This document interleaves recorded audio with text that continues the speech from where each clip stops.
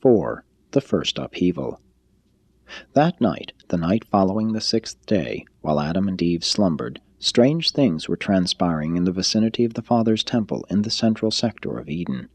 There, under the rays of the mellow moon, hundreds of enthusiastic and excited men and women listened for hours to the impassioned pleas of their leaders. They meant well, but they simply could not understand the simplicity of the fraternal and democratic manner of their new rulers. And long before daybreak the new and temporary administrators of world affairs reached a virtually unanimous conclusion that Adam and his mate were altogether too modest and unassuming.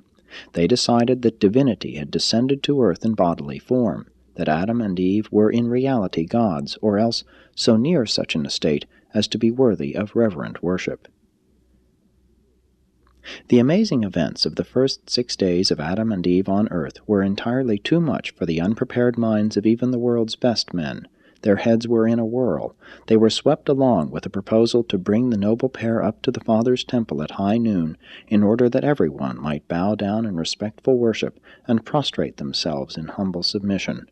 And the garden dwellers were really sincere in all of this.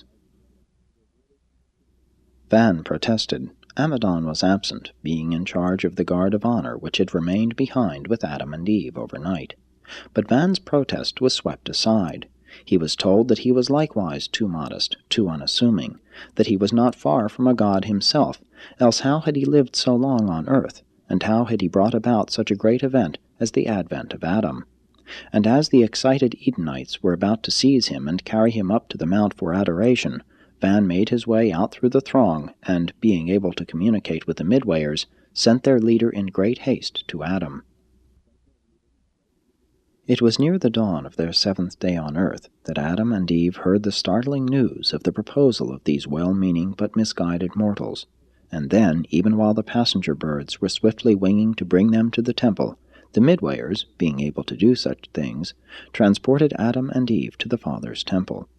It was early on the morning of this 7th day, and from the mount of their so recent reception, that Adam held forth an explanation of the orders of divine sonship, and made clear to these earth minds that only the Father and those whom he designates may be worshipped. Adam made it plain that he would accept any honor and receive all respect, but worship never. It was a momentous day, and just before noon, about the time of the arrival of the seraphic messenger bearing the Jerusalem acknowledgment of the installation of the world's rulers, Adam and Eve, moving apart from the throng, pointed to the Father's temple and said, "Go you now to the material emblem of the Father's invisible presence, and bow down in worship of him who made us all, and who keeps us living. And let this act be the sincere pledge that you never will again be tempted to worship anyone but God." They all did as Adam directed. The material son and daughter stood alone on the mount with bowed heads, while the people prostrated themselves about the temple. And this was the origin of the Sabbath-day tradition. Always in Eden the 7th day was devoted to the noontide assembly at the temple. Long it was the custom to devote this day to self-culture. The forenoon was devoted to physical improvement, the noontime to spiritual worship, the afternoon to mind culture, while the evening was spent in social rejoicing. This was never the law in Eden, but it was the custom as long as the Adamic administration held sway on earth.